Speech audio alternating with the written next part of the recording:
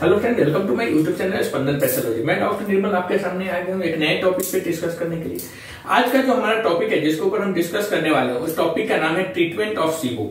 जैसा कि आप सबको मालूम है कि जो भी बीमारी होती है, जो भी डिजीज होती है, उसको ट्रीटमेंट करना पड़ता है। तो इसी कड़ी में आज हम बात करेंगे treatment of SIBO. SIBO means small intestinal bacterial overgrowth. तो जो स्मॉल इंटेस्टाइन या इंटेस्टिनल बैक्टीरियल ओवरग्रोथ है उसको कैसे ट्रीटमेंट किया जाता है। अगर आपकी छोटी आंत में, स्मॉल इंटेस्टाइन में बैक्टीरिया बहुत ज्यादा हो गया हुआ है तो उसको हम कैसे ठीक करेंगे, कैसे उसको ट्रीटमेंट किया जाता है, इसी के ऊपर हम लोग आज बात करेंगे। Okay, first, to treat SIBO, you need to lower the amount of bacteria in a small intestine and treat the underlying problem causing the overgrowth। मतलब कि SIBO का इलाज करने के लिए आपको अपनी स्मॉल इंटेस्टाइन में बैक्टीरिया की ग्रोथ कम करने की जरूरत है और ओवरग्रोथ का कारण बनने वाली अंडरलाइंग प्रॉब्लम्स का इलाज आपको इसके लिए करना पड़ेगा। ओके, अब पहला तो आप समझ जाइए कि कोई भी बीमारी का हम जो इलाज करते हैं तो उसका मूल कारण क्या है, उसका इलाज करते हैं। तो इसमें भी यही बता रहा है, to treat SIBO you need to lower the amount of bacteria in small intestine and treat the underlying problems causing the overgrowth. मतलब कि सीबो का इलाज करने के लिए सबसे पहले आपको अपनी स्मॉल इंटेस्टाइन में बैक्टीरिया की जो ग्रोथ है, मतलब वो जो कितना है, उसको कम करने की जरूरत है। और फिर ओवर ग्रोथ किसकी वजह से हो रही है, मतलब ओवर ग्रोथ का कारण बनने वाली अंडरलाइन जो प्रॉब्लम्स है उसका आपको इलाज करना होगा। यू ऑल्सो में need treatment for any complications. मतलब वही कि अंडरलाइन प्रॉब्लम्स जो है उसको इलाज करना है और फिर आपको SIBO से होने वाली कॉम्प्लिकेशन के लिए भी ट्रीटमेंट कराने की आवश्यकता हो सकती है। तो पहला तो हम इलाज करेंगे, वो पहला गाइडलाइन है कि सीबो में हम पहला जो ट्रीटमेंट करेंगे वह करेंगे कि ट्रीटमेंट में फर्स्ट लाइन जो है वो इंटेस्टाइन के अंदर जो बैक्टीरिया की ग्रोथ कम करने वाला मेडिसिन यूज करना है। दूसरा, वो जो ग्रोथ बढ़ रहा है उसके अंडरलाइन जो प्रॉब्लम है उसको हमें ट्रीट करना है। एंड नेक्स्ट, सीबो से जो कॉम्प्लिकेशन पेशेंट को होता है उसको भी हमें कम करना है। तो पहला जो ट्रीटमेंट लाइन में आता है वो होता है सीबो एंटीबायोटिक्स, मतलब SIBO एंटीबायोटिक्स। मतलब स्मॉल इंटेस्टिनल बैक्टीरियल ओवरग्रोथ में कौन कौन से एंटीबायोटिक्स हम दे सकते हैं और कैसे देंगे, उसका डोजेज क्या रहेगा, इसके ऊपर हम लोग बात करेंगे। पहला, antibiotics are the main treatment of bacterial overgrowth. मतलब जो एंटीबायोटिक्स होता है वह बैक्टीरिया के ओवरग्रोथ का मेन ट्रीटमेंट होता है। मतलब बैक्टीरिया अति वृद्धि है, अधिक बढ़ गया हुआ है आपके स्मॉल इंटेस्टाइन में, तो उसका जो मेन ट्रीटमेंट है वह है एंटीबायोटिक। एंटीबायोटिक के द्वारा ही हम जो इंटेस्टाइन में बैक्टीरिया अगर अधिक है, अति वृद्धि हो गया हुआ है, उसे हम कम कर सकते हैं। किसके द्वारा? एंटीबायोटिक्स के द्वारा ही हम बैक्टीरियल ओवरग्रोथ को कम कर सकते हैं। दूसरा, some of the exact antibiotics you get might depend on the results of your breath test results. मतलब कि आपको कौन सी एंटीबायोटिक दी जाएगी या आपको कौन सा एंटीबायोटिक लेना है, यह आपके जो ब्रीथ टेस्ट रिजल्ट्स है उसके रिपोर्ट के ऊपर डिपेंड करता है। आपको मालूम है कि ब्रीथ टेस्ट हम लोग कल देखे हुए थे, ब्रीथ टेस्ट में कैसे करते हैं, क्या क्या उसमें क्या क्या प्रोसीजर रहता है और क्यों करते हैं। तो ऐसे ही एंटीबायोटिक्स का जो डोजेज है या कौन से टाइप के एंटीबायोटिक देना है, यह डिपेंड करता है जो कल्चर रिपोर्ट है या फिर ब्रीथ टेस्ट रिजल्ट्स रिपोर्ट्स है, इसके ऊपर हम डिपेंड करता है कि कौन से एंटीबायोटिक पेशेंट को देना है या दे सकते हैं। Okay, some of the antibiotics you might get include. कुछ एंटीबायोटिक जो आपको दी जा सकती है वह क्या क्या है। तो फॉर एग्जाम्पल आप देखेंगे जो ट्रीटमेंट में दिया जाता है सीबो वाले पेशेंट को, मतलब स्मॉल इंटेस्टिनल बैक्टीरियल ओवरग्रोथ, या हिंदी में बोलेंगे तो आपकी छोटी आंत में अगर अधिक बैक्टीरिया हो गया हुआ है तो वो बीमारी में जो ट्रीटमेंट में जो एंटीबायोटिक दिया जाता है वह एंटीबायोटिक्स जो होता है, पहला होता है एमॉक्सिसिलिन विथ क्लैवुलिनिक एसिड। मतलब एमॉक्सिसिलिन विथ क्लैवुलिनिक एसिड, जैसे आपको ऑगमेंटिन, क्लेवम, तो यह सब क्या होता है, यह सब antibiotics amoxicillin with clavulanic acid होता है। दूसरा होता है सिप्रोफ्लॉक्सासिन। सिप्रोफ्लॉक्सासिन का मतलब होता है कि यह भी एक एंटीबायोटिक्स होता है और ब्रांड नेम में आप जैसे देख लेंगे अलसिप्रो, सिप्रो, सिप्रोविड, यह सब। तीसरा एंटीबायोटिक्स होगा आपको मेट्रोनिडाजोल। मेट्रोनिडाजोल एंटीबायोटिक्स में ब्रांड नेम में आप देखेंगे तो जैसे मेट्रोजील, फ्लाइजील, यह सब। फोर्थ होता है नियोमाइसिन। नियोमाइसिन मतलब मैसिफ्लाइडिन, यह सब हो जाएगा। Fifth norfloxacin. नॉरफ्लॉक्सासिन में जैसे नॉरफ्लॉक्स या नॉरी, ये सब है।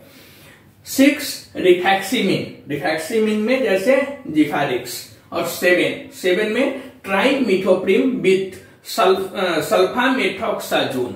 ओके, तो यह 7 टाइप्स के एंटीबायोटिक्स मेनली या मोस्टली ट्रीटमेंट ऑफ सीबो में यूज किया जाता है। कौन कौन से? Amoxicillin with clavulanic acid, ciprofloxacin, metronidazole, neomycin, norfloxacin, rifaximin और ट्राइमेथोप्रिम विथ सल्फामेथोक्साजोन। ओके, तो यह सब एंटीबायोटिक्स आप स्मॉल इंटेस्टिनल बैक्टीरियल ओवरग्रोथ अगर जिस पेशेंट को हुआ है तो उसमें यह एंटीबायोटिक्स आप यूज कर सकते हैं। Okay, you might need to take antibiotics for only 1 or 2 weeks or for a longer time. But जो भी एंटीबायोटिक्स होती है या जो भी मेडिसिन होती है उसका एक डोजेज फिक्स होता है और उसका एक टाइम पीरियड रहता है कि इतना दिन लेना है, इतना दिन नहीं लेना है। और मेनली एंटीबायोटिक्स की जब बात हम करते हैं तो एंटीबायोटिक्स में तो इसको स्ट्रिक्टली फॉलो किया जाता है कि पेशेंट को कितना दिन एंटीबायोटिक्स देना है या नहीं देना है। ओके, तो you might need to take antibiotics for only 1 or 2 weeks or for a longer times। मतलब है कि यह जो एंटीबायोटिक्स होता है यह आपको 1 या 2 सप्ताह या उससे ज्यादा समय तक एंटीबायोटिक्स लेने की जरूरत पेशेंट को पड़ सकती है। Doctors could also switch among several kinds. मतलब आपके जो डॉक्टर हैं इनमें से कई तरह की एंटीबायोटिक्स भी आपको दे सकते हैं। You also might need to take antibiotics repeatedly if bacterial overgrowth returns. अगर बैक्टीरिया फिर से आपको पनपने लगे या फिर से आप बोल सकते हैं रिटर्न आपके स्मॉल इंटेस्टाइन में आपको लगता है कि आ गया हुआ है, तो आपको बार बार एंटीबायोटिक्स लेने की जरूरत भी पड़ सकती है। Okay, but bar bar antibiotics लेने की जरूरत कब पड़ती है? जब पेशेंट्स को या जो उनके ट्रीटिंग डॉक्टर हैं उस डॉक्टर को लगता है कि यह बैक्टीरिया फिर से रिटर्न्स हुआ है, मतलब फिर से सीबो का अगर लक्षण दिख रहा है, स्मॉल इंटेस्टाइन में बैक्टीरियल ओवरग्रोथ हुआ है, तो आपको एंटीबायोटिक्स वापस भी लेना पड़ सकता है। Treatment can be complicated by the fact that antibiotics disrupt the balance of bacteria और throughout your digestive tract, sometimes causing some of the symptoms such as diarrhoea. तो हम सभी जानते ही हैं कि कुछ भी कोई भी मेडिसिन होता है उसका कुछ ना कुछ कहीं ना कहीं कुछ साइड इफेक्ट होता है।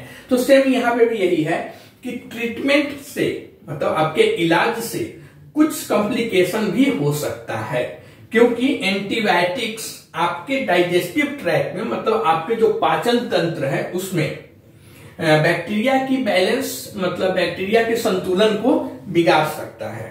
ओके, और जिससे कभी कभी कुछ ऐसे सिम्टम्स मतलब कुछ ऐसे लक्षण आपको दिखाई देंगे जैसे डायरिया। डायरिया का मतलब है दस्त।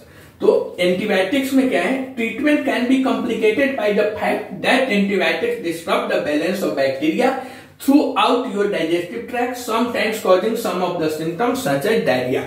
मतलब यही कि ट्रीटमेंट से कुछ कॉम्प्लिकेशंस भी पेशेंट्स में हो सकता है, क्योंकि एंटीबायोटिक्स आपके डाइजेस्टिव ट्रैक्ट में बैक्टीरिया की नॉर्मल बैलेंस को बिगाड़ देते हैं, जिससे कभी कभी कुछ ऐसे सिम्टम्स पैदा हो जाएंगे जैसे डायरिया, जैसे हम हिंदी में दस्त बोलते हैं। ओके, दूसरा जो फर्स्ट लाइन में हम एंटीबायोटिक्स देंगे पेशेंट्स को। एंटीबायोटिक्स आपको मैंने बता दिया कि कौन कौन से एंटीबायोटिक्स देना है। सेकेंड लाइन में हमें अदर मेडिसिन पे जाना है। अदर मेडिसिन का मतलब होता है अन्य दवाएं। तो other medicine you might also get medicine that speed up intestinal movement. मतलब क्या है कि स्मॉल इंटेस्टाइन के काम करने की स्पीड को मतलब मूवमेंट को अदर मेडिसिन क्या काम करेगा? तो अदर मेडिसिन स्मॉल इंटेस्टाइन के काम करने की स्पीड को तेज मतलब फास्ट या मूवमेंट भी बोल सकते हैं, करने वाली मेडिसिन पेशेंट को दिया जाता है। मतलब ऐसा मेडिसिन दिया जाएगा जिसके वजह से आपका जो स्मॉल इंटेस्टाइन है उसका मूवमेंट फास्ट हो जाए। तीसरा जो मेडिसिन दिया जाता है पेशेंट को वह दिया जाता है न्यूट्रिशनल सपोर्ट के लिए। न्यूट्रिशनल सपोर्ट मतलब आपको जो विटामिन मिनरल है वो आपके बॉडी में डिफिशियंसी ना हो, इसके लिए न्यूट्रिशनल सपोर्ट दिया जाता है।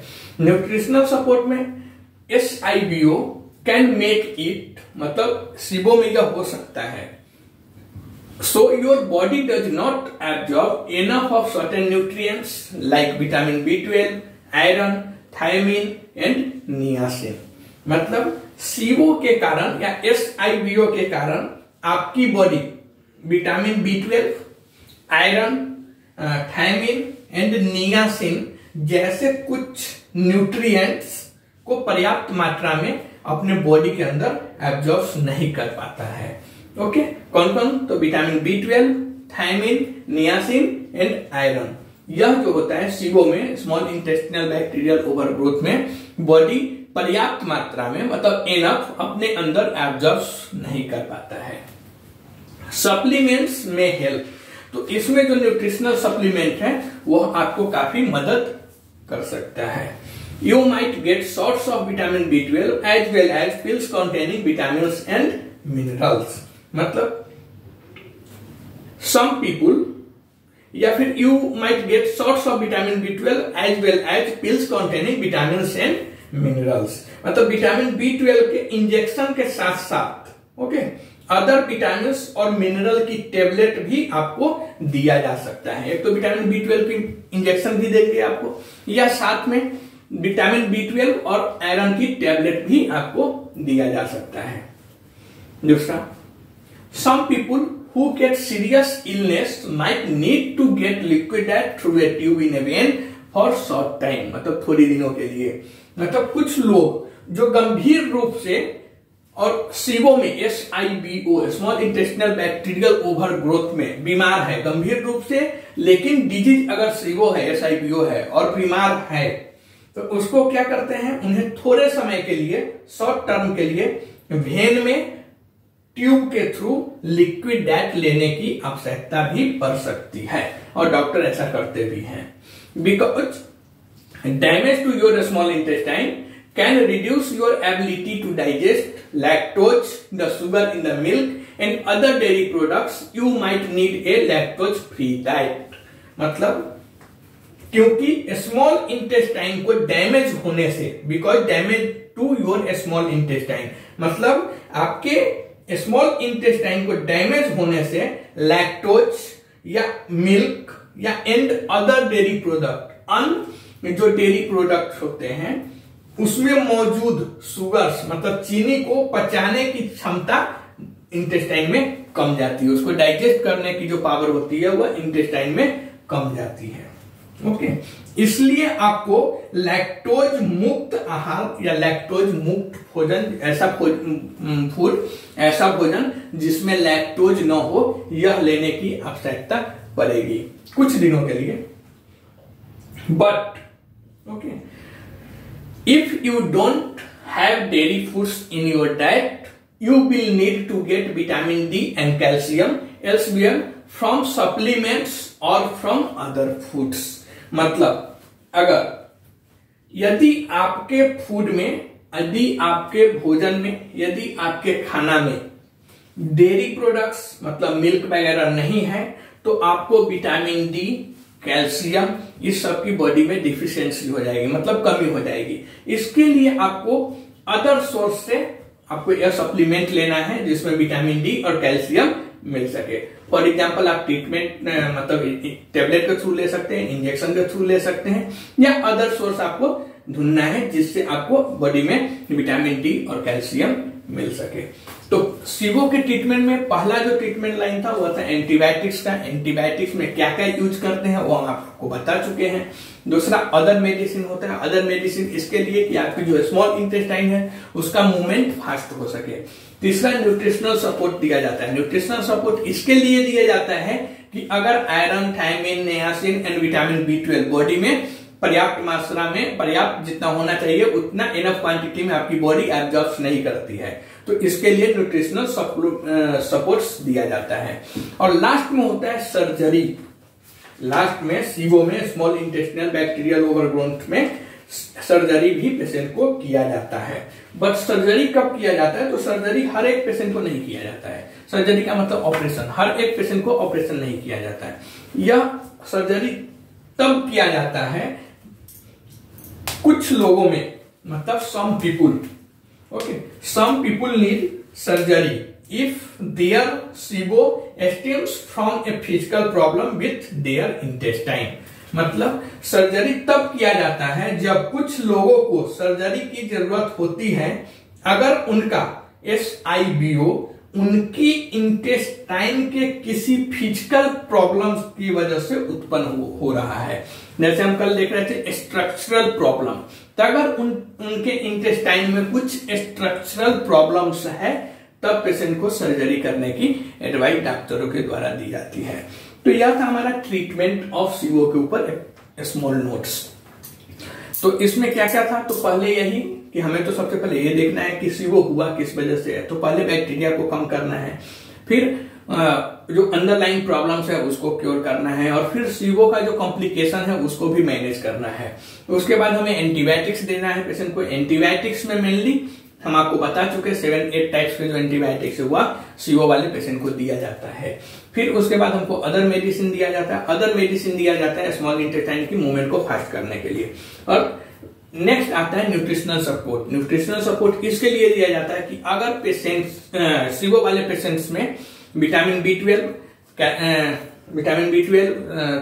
थायमिन, नियासिन एंड आयरन हमारी बॉडी इनफ क्वांटिटी में, मतलब पर्याप्त मात्रा में एब्जॉर्ब नहीं कर पाती है, इसके लिए हमें पेशेंट को न्यूट्रिशनल सपोर्ट पे रखा जाता है।